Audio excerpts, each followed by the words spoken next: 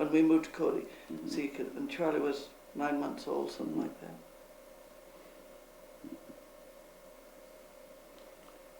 Yeah. Describe your memory of the house and the sleeping arrangements and so forth Down in Cali. Well, as I say, when we, before we put those 2 bedrooms in upstairs, why, we all slept in that one room. I can remember when Mother would have a new baby, she put in of course this was just her way of wanting something really nice, you know. She put in a little artificial fireplace in that bedroom. That she had a gas, one of those grate stove, you know, with grates in it, I should say, not grate stoves. And I can remember when she'd have a new baby, she would sit there with that baby on her lap, a towel and the baby, with a little pan of hot olive oil that was sitting on that stove, you know, and a dab of cotton, and she wouldn't bathe the baby, you know. She'd dab that olive oil all over that baby. She'd sit there with that, tip him over, you know, and olive oil him again, you know. And I remember that, you know, several different babies she had, right? That was her, that was the way, you know, that little stove in there, and it was a fireplace to her, see. Sure. Yeah. And then, of course, as I say, Mary Louise and I slept in a double bed in that bedroom, and Lloyd and Max slept in the bunk beds. And where Harriet came along, well, they moved upstairs, see, and they put those 2 bedrooms, and of course you couldn't even stand in them. They were just like those bedrooms Miss Simpson put in for her boys. You know? Just really taking an attic and yes, taking an attic and making, and the stairway went really steep. Do you remember it at all, Hank? I don't at all. You really should take time to go down. And because Lynette lives there, and she just loved to let you, and you'd be surprised how many memories it'd bring back to you. Is it essentially the same? Yes. Yeah. Because now there again, something you wouldn't remember, but in the on the back door, there was a white door going into the kitchen, and there was a great big oval piece of glass that was etched like curtains. And that was in the kitchen all the years that we were there. And pretty elegant, you know. And I can remember, see, Benny looked so much like Dad when he was young. And when Benny would show up at the house, and I can still see his face in that curtained window, you know, we always would think it was Dad coming home, you know. I don't know why, the reason I bring up about that door is that when Lynette replaced it one time, so she called me up and she said, would you like to have that door? So I've got it out here. Yeah, you must show it to me. Yes. But not right now. Yeah. What kind of feelings did it engender when you thought Dad was coming? What did you think? Well, I mean, you know, it was just, you know, it was so great because he came home so seldom. I mean, he was so busy, Hank. Charlie Scott, whatever your name is. And so he just... you rejoiced. Oh, yes. Oh, yeah, it was wonderful. And there again, he needed to come home occasionally to square Lloyd and Mac away. Oh, what a pair they were, Hank. And of course they admit it. They really were a handful. I don't know how Mother stood them. Of course I loved them, but... One of the surprising things that I learned in talking to both of them was, one, Mother switched them with willows one time, only once. And they never received any physical punishment of any kind from Dad. You're kidding. That's true. Isn't that interesting? Because, of course, Dad just had an authority about him. Oh, yes. That no one even quarreled with it. I mean, he just said it, and that was it. And to the day he died, I still was half afraid of him. I don't mean that the way it sounds, but I mean... Somewhat in awe. That's right, always. Didn't matter what it was. And you know, it's funny, before he died, I used to think, you know, he was going to be around forever. And I always used to think, no matter what happens, why, Dad's always there, see? Sure. It was always that security. I never had any insecurity in my life that I could ever think of having. because I had that kind of parents. I just didn't, I never had any time that I ever felt insecure. Mm-hmm. And I think that's great that we can feel that way, don't you? Oh, yes. Marvelous. But you know, he put that out even to his grandkids. I don't know whether your boys remember him enough to or whether it was a period when you would want him to remember. I don't know. Mm-hmm. But, Ted just worships him. Just worships him to this day. Mm-hmm. He talked Charlie out of one of those statues of Dad, and it's on his desk. And he just adores him. Mm-hmm. And I'm so grateful because there again, he really used to get after Ted. Oh, he really did. You know, some of those times that the kids would, of course Lloyd and Mag don't like to talk about it, but they would tease him. You know, I mean, I don't mean make fun of him when I say that. I don't mean that because no one would ever do that. But they would, you know, they'd go in the house and then they'd yell at him or something because they knew they could make him mad, you know, when they were real little. Mm-hmm. And one time Jim and Mark and Ted, Brian, I guess. No, it wasn't Brian because he was, but anyway, there were 3 or 4 of them that were down at the house. And they'd go into the den and yell at him, you know, and then they'd run and this sort of, you know, and oh, you know, Dad just couldn't stand that kind of thing, you know. He didn't think that was cute at all. And he chased them. Mm-hmm. He chased them around that dining room table, you know. And they were just laughing, you know, because of course they just loved to tease him. And the boys don't like to think that they ever did, but they did. And as they went out the back door, he grabbed Jim.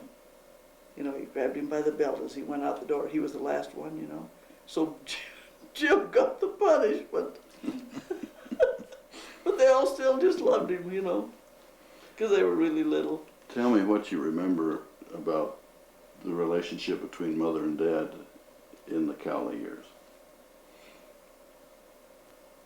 Well, I'll tell you one thing that there again, it comes back to Mother's health, I'm sure.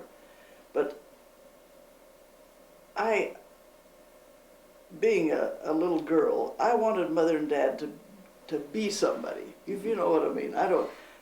Their friends would do so many things socially that they wouldn't do, see. Well, and I think of it now, and it probably was because Mother didn't feel good, see. But I wasn't conscious of it at the time. Mm-hmm. But it used to grieve me because the Petersons and Saffords and those people that they ran with had so many things going all the time in the way of parties and social things. And Mother and Dad never took part in it. Well, what difference did it make? But I wanted them to be there. I wanted them to be a part of things, you know. Mm-hmm. And because they, you know, like any young couple group, they were having a lot of fun together. And I hated Mother and Dad not getting in on it because they didn't do an awful lot.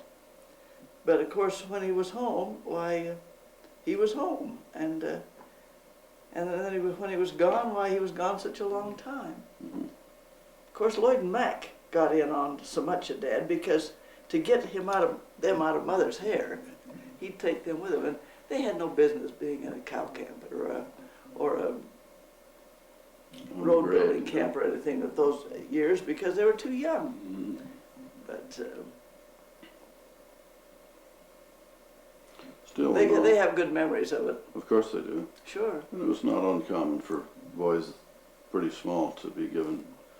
I don't know what the boys told you about it, whether Lloyd told you, but when he used to be in the cow camp, I mean not the cow camp, but when they were building roads, and Sid McKinner was the cook, and Lloyd wouldn't go to bed nights because we didn't have pillow slips on the pillows in the bunkhouse. Dad let them sleep in the bunkhouse. Mm-hmm. And of course they just couldn't stand the way the cowboys lived.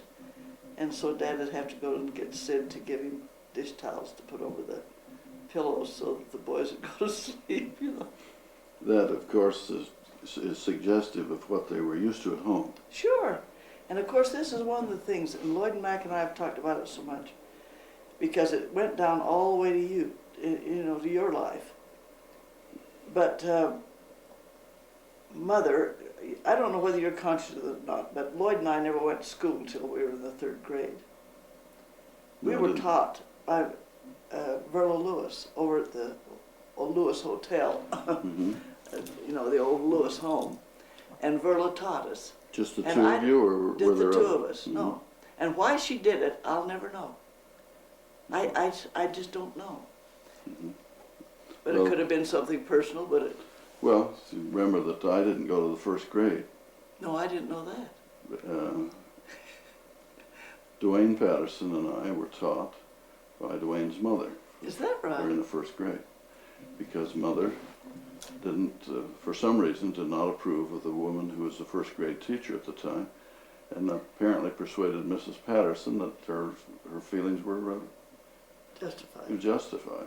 Isn't that something? And then after, so for the next year, we had to go to the county clerk's office and take a little exam to see whether we were qualified to go into the second grade.